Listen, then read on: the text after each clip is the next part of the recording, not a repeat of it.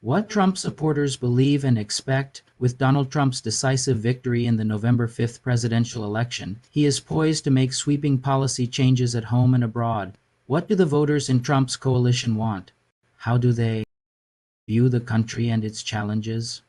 Here's what we know from Pew Research Center's pre-election surveys over the past year. Supporters saw Trump as a change candidate. In an October survey, most of his supporters, 86%, said he would change Washington for the better, while only 12% said he wouldn't change things much. Supporters of Kamala Harris saw Trump as likely to change things too, but 92% said he would change things for the worse. The economy and immigration were top issues for Trump supporters. Just as it was in 2020, the economy was the most important issue for Trump voters this year. In a September survey, 93% said it was very important to their vote. Immigration ranked second, as 82% said it was very important to their vote. This was a substantial increase from 2020, when 61% of Trump supporters rated it as very important to them. Issues that were much less important to Trump voters included climate change. 11% said it was very important, racial and ethnic inequality 18%, and abortion 35%. Trump supporters were unified on several cultural issues in polling conducted over the course of the year. Among those that they generally agreed on, 92% believed that biological sex is not mutable. Just 7% said a person can be a man or woman even if that is different from the sex they were assigned at birth. 89% said gun ownership does more to increase than decrease safety. 83% viewed the criminal justice system as not tough enough on criminals. 75% did not think the legacy of slavery affects the position of black people in American society today much or at all. On each of these issues, majorities of Harris supporters expressed opposing views. There were two areas where Trump backers' positions might challenge conventional wisdom. Asked whether the gains women have made in society have come at the expense of men, most 71% said no, and just over half, 55%, said religion should be kept separate from government policies, although that is roughly 30 percentage points lower than the share of Harris supporters who said the same. Trump supporters wanted a smaller government but no changes to Social Security. Republicans and Democrats have long differed over the size and scope of government, and that continued in this election cycle. For example, 72% of Trump supporters said aid to the poor does more harm than good.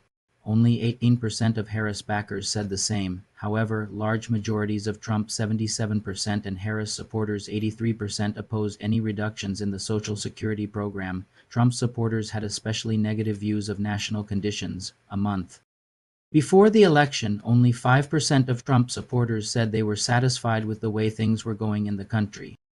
And in September, roughly 9 in 10, 89%, said they were very concerned about the price of food and consumer goods. Harris supporters were also broadly dissatisfied, but less so. 4 in 10 were satisfied with the way things were going, and 62% were very concerned about prices.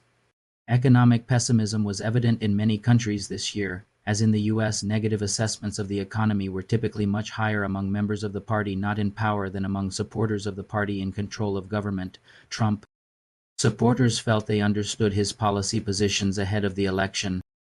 In October, more than 9 in 10 Trump supporters, 94%, said he had clearly explained his policies for addressing illegal immigration.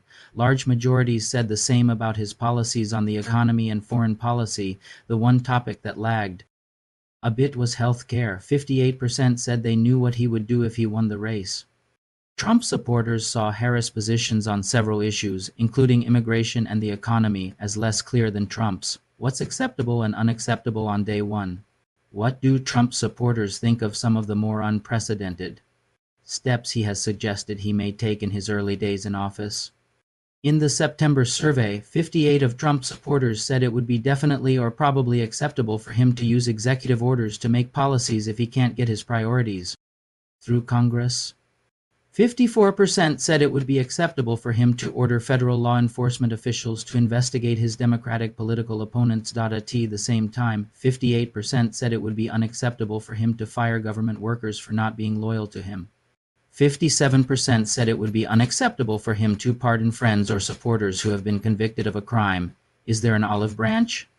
In October, 86% of Trump supporters said he should focus on addressing the concerns of all Americans, not just his supporters, if he were elected, even if that meant disappointing some of those who had backed him. In September, 7 in 10 Trump supporters said the next president should work with the opposing party in Congress. In October, an identical share of Trump backers saw this as very or somewhat likely if Trump won, though just 19% said it would be very likely.